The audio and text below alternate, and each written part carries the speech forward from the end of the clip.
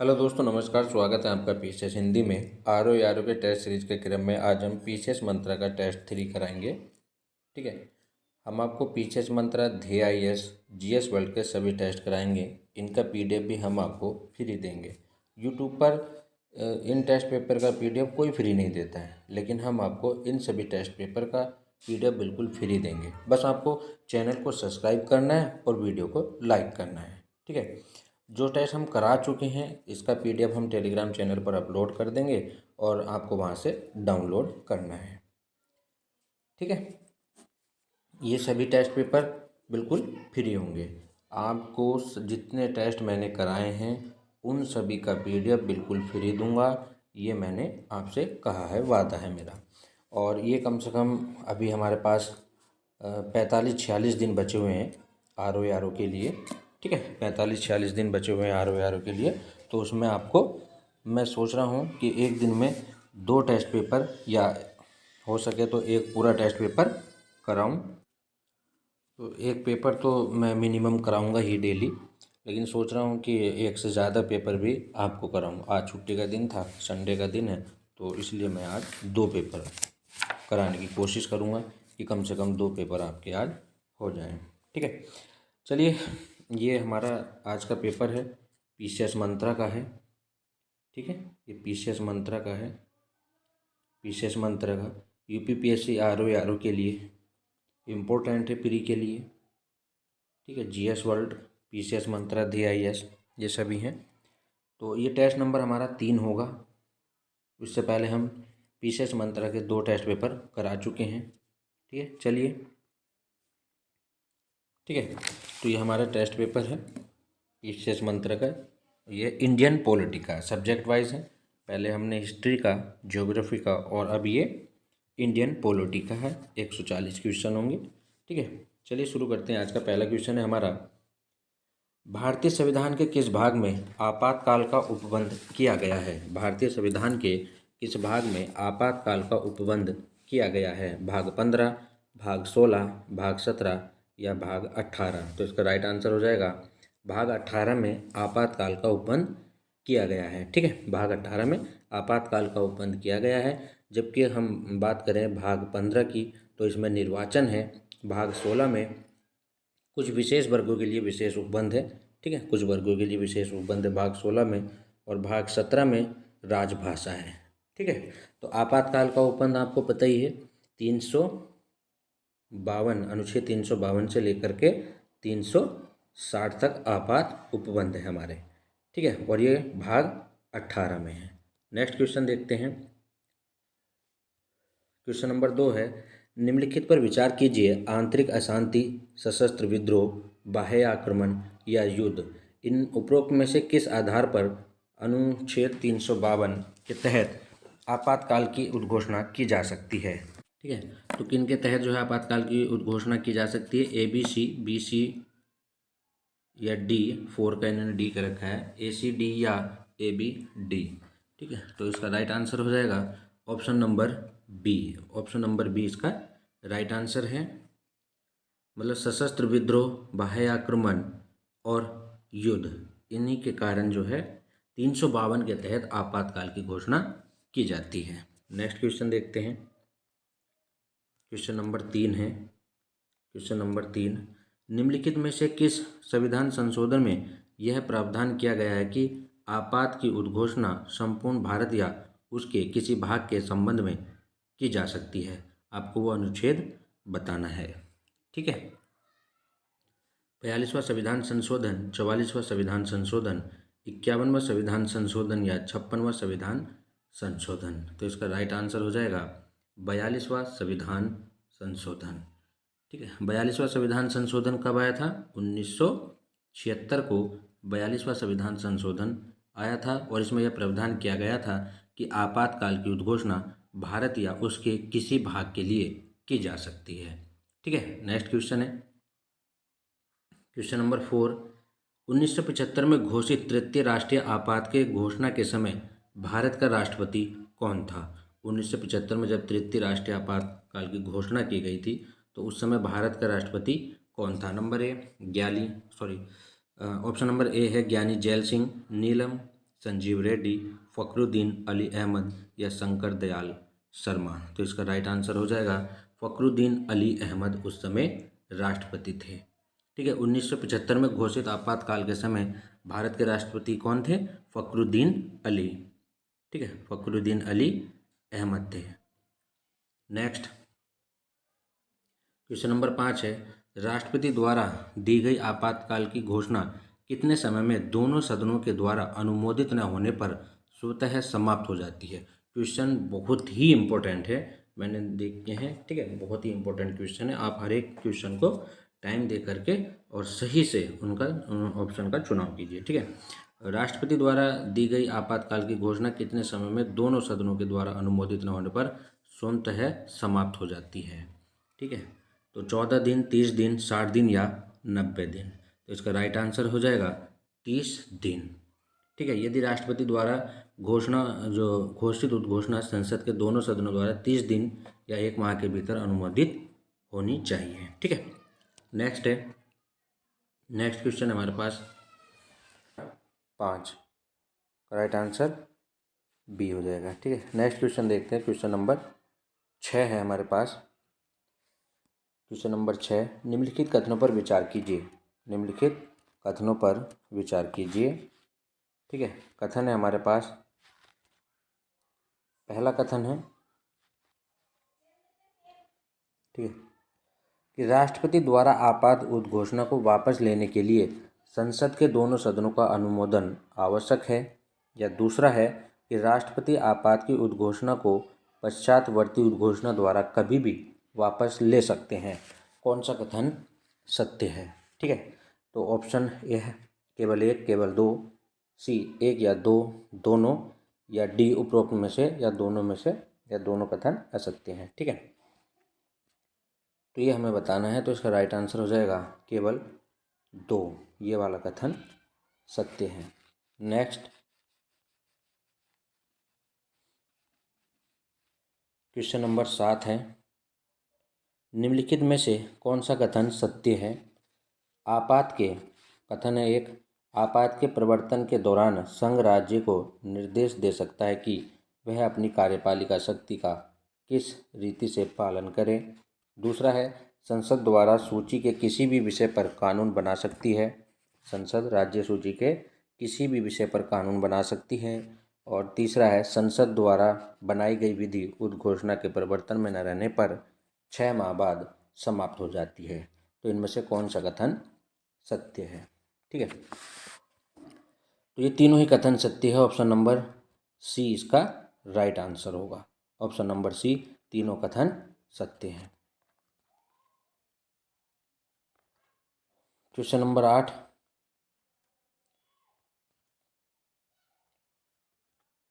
Question number 8 है, संसद द्वारा एक बार अनुमोदित होने के बाद आपात की उद्घोषणा कितने समय तक लागू रहती है?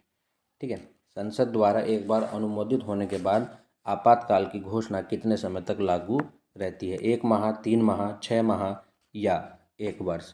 तो इसका राइट आंसर हो जाएगा ऑप्शन नंबर सी, 6 माह के लिए लागू रहता है अगर राष्ट्रीय आपातकाल लग जाता है तो। ठीक है, संसद द्वारा एक बार अनुमोदित हो जाने के बाद आपातकाल की उद्घोषणा 6 माह तक लागू रहती है। और आगे ये 6 माह करके, ठीक है, जैसे 6 माह के लिए पहले एक बार में कर दिया, फिर आगे 6 माह के लिए कर दिया, इसे अनिश्चित काल तक बढ़ाया जा सकता है। ठीक है, इसे 6 माह करके अनिश्चित काल तक जो है आपातकाल को बढ़ाया जा सकता है। ठीक है, लेकिन एक बार में ये 6 माह से ज़्यादा नहीं होगा। नेक्स्ट क्वेश्चन नंबर 9 है, राज्यों में संवैधानिक तंत्र के विफल हो जाने पर किस अनुच्छेद के तहत राष्ट्रपति द्वारा राष्ट्रपति शासन की उद्घोषणा की जाती है? राज्यों में संवैधानिक तंत्र के विफल हो जाने पर, ठीक है, अनुच्छेद 355, अनुच्छेद 356, अनुच्छेद 357 या अनुच्छेद 358। तो इसका राइट आंसर हो जाएगा अनुच्छेद 356, ऑप्शन नंबर बी। राज्य में राष्ट्रपति शासन अनुच्छेद 356 के तहत लगता है। क्वेश्चन नंबर 10, आपातकाल के दौरान मूल अधिकारों पर पड़ने वाले प्रभाव के बारे में किस अनुच्छेद में प्रावधान किया गया है? आपातकाल के दौरान मूल अधिकार पर पड़ने वाले प्रभाव किस अनुच्छेद में इसकी चर्चा की गई है? अनुच्छेद 358, अनुच्छेद 359 ए और बी दोनों या इनमें से कोई नहीं। तो इसका राइट आंसर हो जाएगा ए और बी दोनों। ठीक है, ए और बी दोनों इसका राइट आंसर हो जाएगा। नेक्स्ट क्वेश्चन है क्वेश्चन नंबर 11। किस राज्य में राष्ट्रपति शासन लगाए जाने के विषय में निम्नलिखित कथनों पर विचार कीजिए। राज्य विधानमंडल की शक्तियां संसद द्वारा प्रयोग की जाएंगी।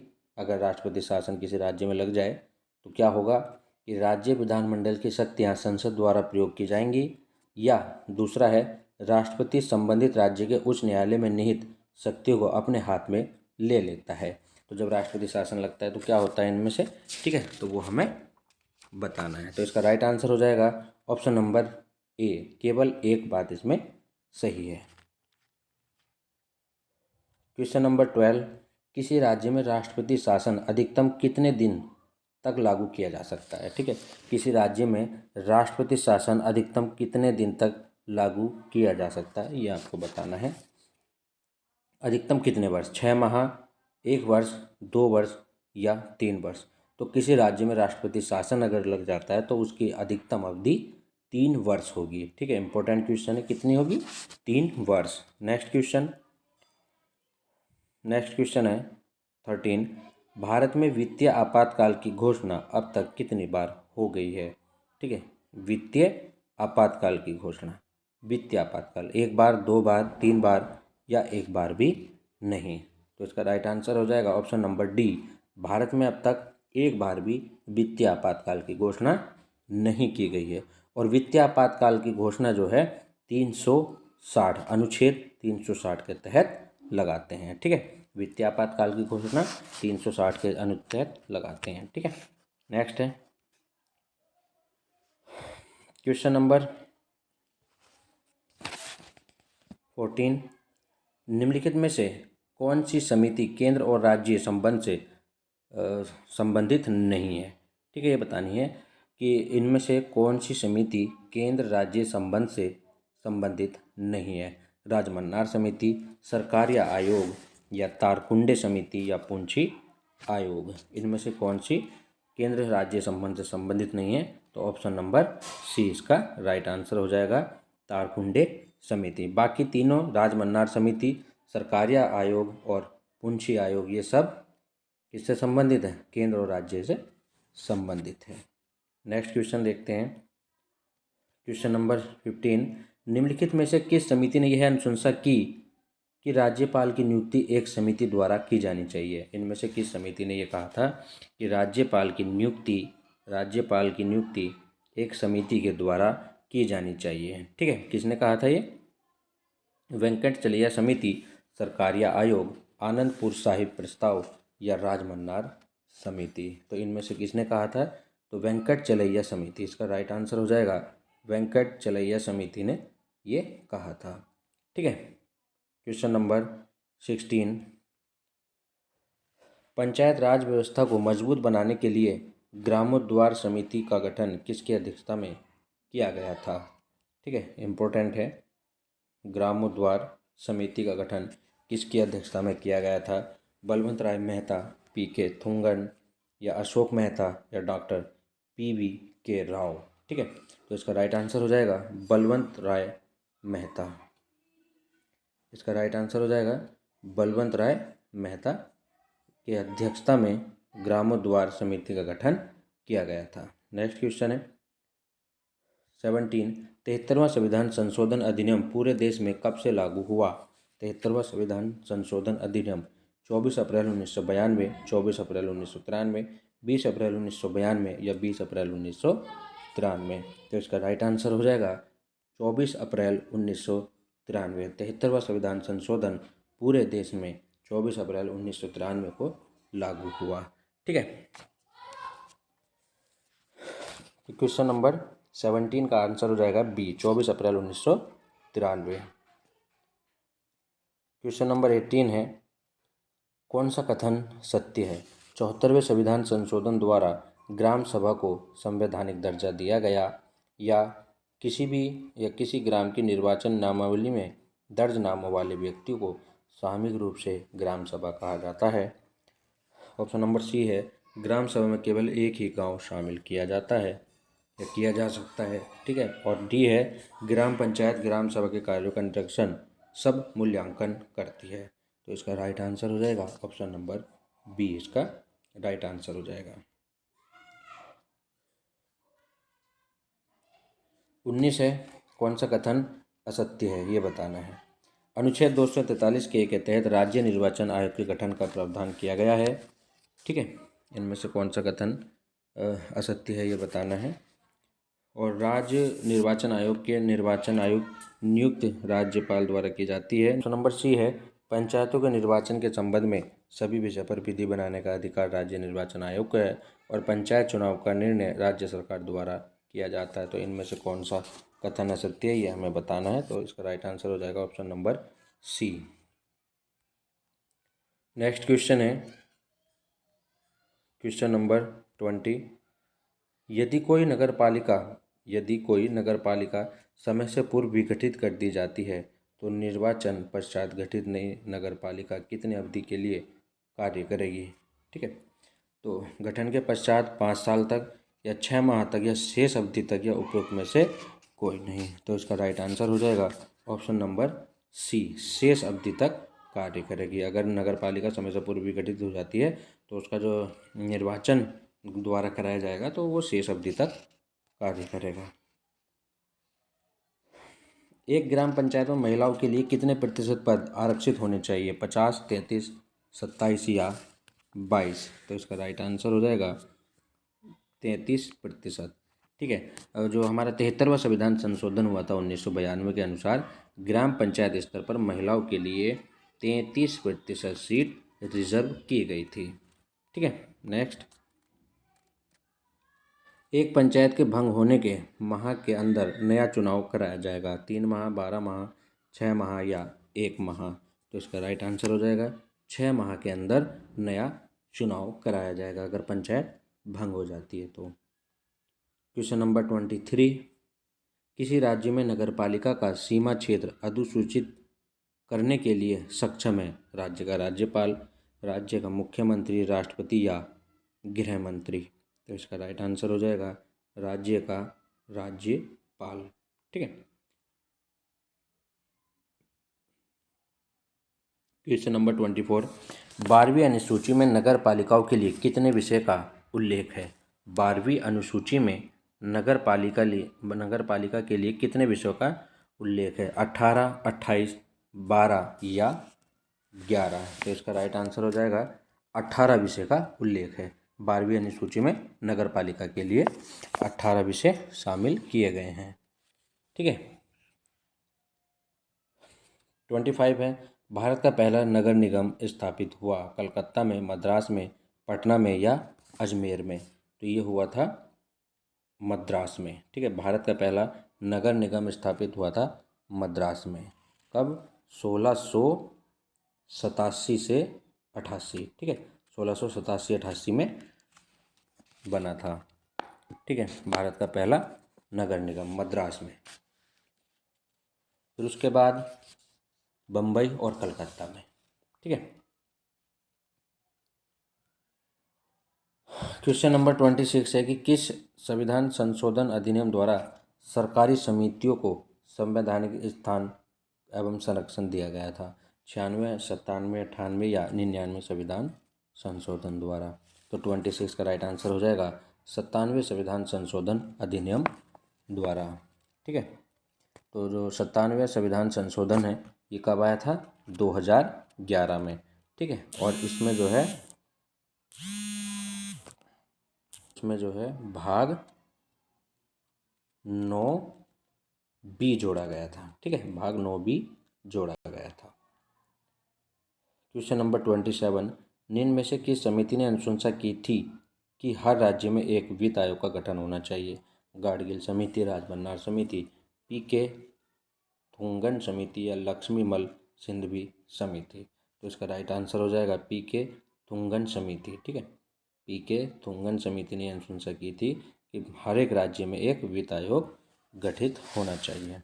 और ये पीके जो थुंगन समिति कब आई थी, 1988 में। कब बनी थी, 1988 में बनी थी। नेक्स्ट देखते हैं क्वेश्चन नंबर 28, संविधान का कौन सा भाग सहकारी समितियों से संबंधित है? 9 ख, भाग 14 ख, भाग 15 या भाग 19? तो इसका राइट आंसर हो जाएगा 9 ख। नेक्स्ट 29, राज्य निर्वाचन आयोग का मुख्य कार्य है?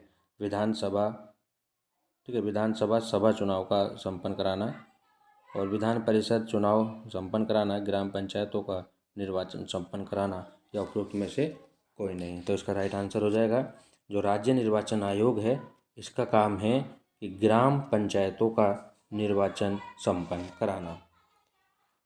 नेक्स्ट है नंबर 30 है, सामुदायिक विकास कार्यक्रम की शुरुआत कब हुई थी? सामुदायिक विकास कार्यक्रम की शुरुआत कब हुई थी ये आपको बताना है। 1 मई 1950, 14 नवंबर 1951, 2 अक्टूबर 1952 या 26 जनवरी 1956? तो इसका राइट आंसर हो जाएगा, ठीक है, इसका राइट आंसर हो जाएगा 2 अक्टूबर 1952। ठीक है, 2 अक्टूबर 1952 को सामुदायिक विकास कार्यक्रम की शुरुआत हुई थी। नेक्स्ट 31 है, राजस्थान के नागौर में सर्वप्रथम अनौपचारिक रूप से पंचायती राज व्यवस्था का उद्घाटन किसके द्वारा किया गया था? गोविंद बल्लभ पंत द्वारा, डॉक्टर राजेंद्र प्रसाद द्वारा, पंडित जवाहरलाल नेहरू के द्वारा या डॉक्टर जोगेंद्र मंडल के द्वारा? ठीक है, तो इसका राइट आंसर हो जाएगा ऑप्शन नंबर सी, इसका राइट आंसर हो जाएगा पंडित जवाहरलाल नेहरू के द्वारा। 32 है, ठीक है, 32, उच्चतम और उच्च न्यायालय के अतिरिक्त सभी न्यायालयों का गठन किसके या किन के द्वारा किया जा सकता है? संसद द्वारा, राज्य विधानमंडल द्वारा, ए और बी दोनों द्वारा या उच्चतम न्यायालय द्वारा? तो इसका राइट आंसर हो जाएगा ऑप्शन नंबर सी, इसका राइट आंसर हो जाएगा कि उच्चतम और उच्च न्यायालय के अतिरिक्त सभी न्यायालयों का गठन जो है संसद द्वारा और राज्य विधानमंडल द्वारा किया जा सकता है। 33 है, उच्चतम न्यायालय में लंबित मामले के संदर्भ में निम्नलिखित में से किस प्रकार के मामलों की संख्या सर्वाधिक है? स्पेशल लीव पिटीशन, जनहित याचिका, पुनर्विचार याचिका या रिट याचिका? इनमें से बताना कि कौन से सबसे ज़्यादा लंबित मामले हैं। तो इसका राइट आंसर हो जाएगा स्पेशल लीव पिटीशन। ठीक है, ऑप्शन नंबर ए।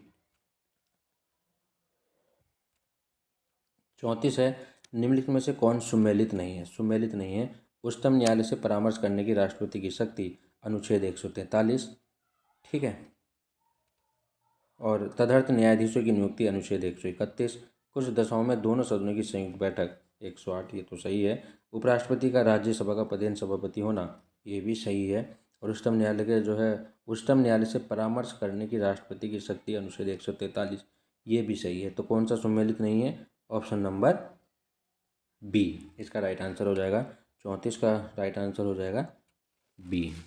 ठीक है, जो तदर्थ न्यायाधीशों की नियुक्ति है वो अनुच्छेद 127 में है। किसमें है? 127 में है। तदर्थ न्यायाधीशों की नियुक्ति अनुच्छेद 127 में है। ठीक है, नेक्स्ट क्वेश्चन हमारे पास 35, राष्ट्रपति उच्च न्यायालय के किसी न्यायाधीश का एक उच्च न्यायालय निम्नलिखित में से किसके परामर्श से करता है? राज्य के महाधिवक्ता से, सर्वोच्च न्यायालय के मुख्य न्यायाधीश से, राज्यपाल से, या इनमें से कोई नहीं? तो ये करता है सर्वोच्च न्यायालय के मुख्य न्यायाधीश से। ठीक है, राइट आंसर हो जाएगा बी। 36 है, भारतीय संविधान द्वारा सर्वोच्च न्यायालय की स्थापना से पूर्व निम्नलिखित में से कौन सा सर्वोच्च अपीलीय न्यायालय था? मतलब भारतीय संविधान द्वारा सर्वोच्च न्यायालय की स्थापना से पूर्व कौन सा अपीलीय न्यायालय था, ये पूछ रहा है। प्रीवी काउंसिल, इलाहाबाद उच्च न्यायालय, संघीय न्यायालय या उपरोक्त में से कोई नहीं? तो इसका राइट आंसर हो जाएगा प्रीवी काउंसिल, इसका राइट आंसर है। क्वेश्चन नंबर 37, यदि किसी कारणवश भारत के राष्ट्रपति का पद रिक्त हो जाए और उपराष्ट्रपति का पद खाली हो तो सर्वोच्च न्यायालय के मुख्य न्यायाधीश की नियुक्ति न हुई हो तो निम्नलिखित में से कौन राष्ट्रपति के पद पर नियुक्त होगा? प्रधानमंत्री, मुख्य निर्वाचन अधिकारी या लोकसभा अध्यक्ष या सर्वोच्च न्यायालय का अन्य न्यायाधीश? तो इसका राइट आंसर हो जाएगा, क्वेश्चन बड़ा बेहतरीन बनाया है। ठीक है, तो सर्वोच्च न्यायालय का अन्य न्यायाधीश जो है कार्य करेगा। इसका राइट आंसर हो जाएगा ऑप्शन नंबर डी। ठीक है। नेक्स्ट क्वेश्चन नंबर 38 है, न्यायपालिका की स्वतंत्रता का अर्थ है स्वेच्छाचारिता या उत्तरदायित्व का अभाव होना। दूसरा है विधायिका तथा कार्यपालिका द्वारा न्यायपालिका के कार्य में बाधा न पहुंचाना। तीसरा है सरकार के अन्य अंगों द्वारा न्यायपालिका के निर्णयों में हस्तक्षेप न करना। और चौथा है न्यायाधीश द्वारा बिना भय या भेदभाव के अपना कार्य करना। तो इनमें से कौन सा कोड का हमें चयन करना है? ठीक है, न्यायपालिका की स्वतंत्रता का अर्थ है। तो इसका राइट आंसर हो जाएगा सी, 2, 3 और 4 सही हैं। ठीक है, 2, 3 और 4 सही है, ऑप्शन नंबर सी। 9, भारत के सर्वोच्च न्यायालय के क्षेत्राधिकार के अंतर्गत सम्मिलित है। भारत के सर्वोच्च न्यायालय के क्षेत्राधिकार के अंतर्गत सम्मिलित है मौलिक अधिकार, मौलिक क्षेत्राधिकार या अपीलीय क्षेत्राधिकार, सलाहकारी क्षेत्राधिकार या रिट संबंधी क्षेत्राधिकार। तो इसका राइट आंसर हो जाएगा रिट संबंधी क्षेत्राधिकार। ठीक है। नेक्स्ट, अच्छा इनमें कोड का चयन करके बताना है। ठीक है, इनमें से सही कोड का चयन करके बताना है। तो इसका राइट आंसर हो जाएगा उपयुक्त सभी, उपयुक्त सभी इसका राइट आंसर हो जाएगा। क्वेश्चन नंबर 40 है, भारतीय न्यायिक व्यवस्था में जब जनहित याचिका की शुरुआत हुई उस समय भारत के प्रधान न्यायाधीश इनमें से कौन थे? जब जनहित याचिका की शुरुआत हुई तो उस समय भारत के प्रधान न्यायाधीश या मुख्य न्यायाधीश कौन थे? ठीक है, एम हिदायतुल्ला, एस आनंद या एम अहमदी या पीएन भगवती। तो इसका राइट आंसर हो जाएगा पीएन भगवती।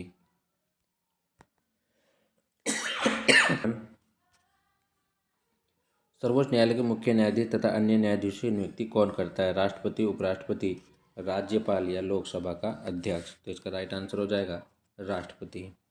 ठीक है। नेक्स्ट 42 है, निम्नलिखित कथनों पर विचार कीजिए। ए, जिला न्यायाधीशों की नियुक्ति के बारे में प्रावधान अनुच्छेद 233 में दिया गया है। बी, जिला न्यायाधीश के पद पर नियुक्त होने के लिए व्यक्ति पहले से ही संघ या राज्य की न्यायिक सेवा में हो या कम से कम 7 वर्ष तक अधिवक्ता के रूप में कार्य किया हो। इनमें से कौन सा कथन सही है ये आपको बताना है। तो इसका राइट आंसर हो जाएगा ऑप्शन नंबर सी, ए और बी दोनों ही सही हैं। ठीक है। नेक्स्ट क्वेश्चन है, भारत में मोबाइल कोड को किसके मानस पुत्र की संज्ञा प्रदान किया जाता है? ठीक है, मोबाइल कोड को किसके मानस पुत्र की संज्ञा प्रदान की जाती है? ए, न्यायमूर्ति PN Bhagwati, doctor APJ Abdul Kalam, M Hidayatullah या इनमें से कोई नहीं। तो इसका राइट आंसर हो जाएगा B, option number B, doctor APJ Abdul Kalam. ठीक है, डॉक्टर एपीजे अब्दुल कलाम इसका राइट आंसर हो जाएगा। मोबाइल कोड को किसके मानस पुत्र की संज्ञा दी जाती है? डॉक्टर एपीजे अब्दुल कलाम की। ठीक है। नेक्स्ट देखते हैं, निम्नलिखित न्यायालय को उनके अधिकार क्षेत्र से संबंधित गलत युग की पहचान कीजिए।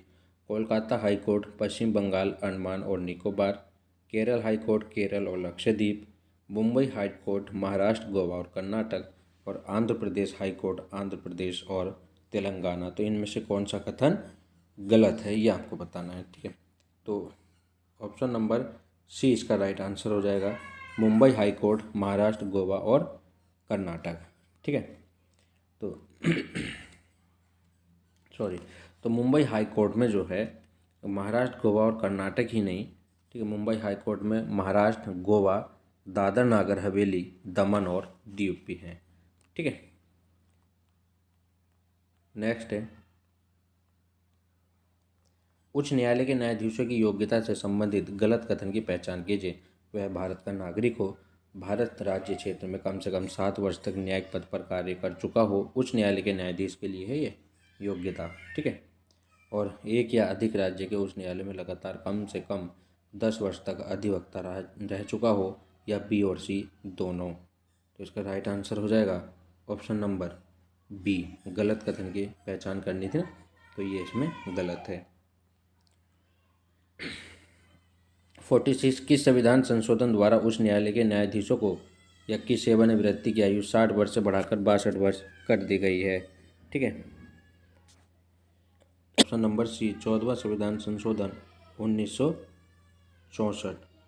और सॉरी, इसका आंसर हो जाएगा option number B. Option number B इसका राइट आंसर हो जाएगा। 15वां संविधान संशोधन 1963 के द्वारा जो है सेवानिवृत्ति की आयु 60 वर्ष से बढ़ाकर 62 वर्ष कर दी गई थी। नेक्स्ट है 47 किस अनुच्छेद के अंतर्गत यह प्रावधान किया गया है कि उच्च न्यायालय भी अभिलेखीय न्यायालय होगा? अनुच्छेद 215, अनुच्छेद 216, अनुच्छेद 127 या अनुच्छेद 129? ठीक है, क्या है कि उच्च न्यायालय भी अभिलेखीय न्यायालय होगा, ये किस अनुच्छेद में कहा गया है? तो इसका राइट आंसर हो जाएगा ऑप्शन नंबर ए, अनुच्छेद 215। ठीक है, अनुच्छेद 215 में कहा गया है। नेक्स्ट 48 है भारत के निर्वाचन आयोग के संबंध में निम्नलिखित कथनों पर विचार कीजिए। निर्वाचन आयोग मुख्य निर्वाचन आयुक्त एवं अन्य आयुक्तों से मिलकर बना है। मुख्य निर्वाचन आयुक्त एवं अन्य आयुक्तों की नियुक्ति राष्ट्रपति द्वारा की जाती है। संविधान का अनुच्छेद 324 भारत के निर्वाचन आयोग से संबंधित है। उपरोक्त में से सही कथन कौन सा है?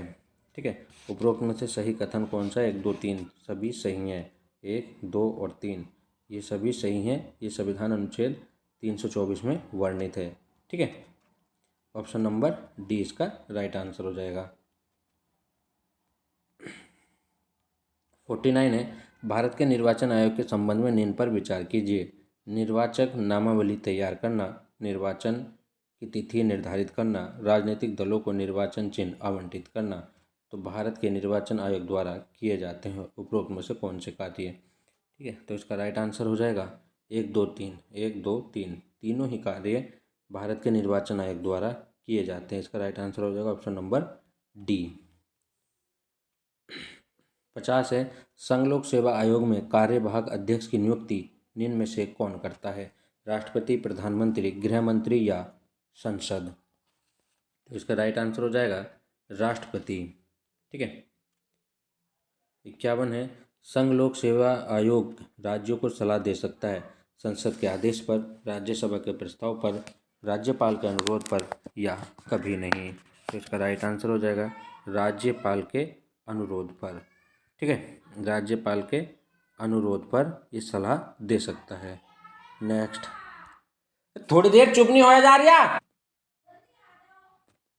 क्वेश्चन नंबर 52 है निम्नलिखित में से किसे मेरिट पद्धति का प्रहरी माना जाता है?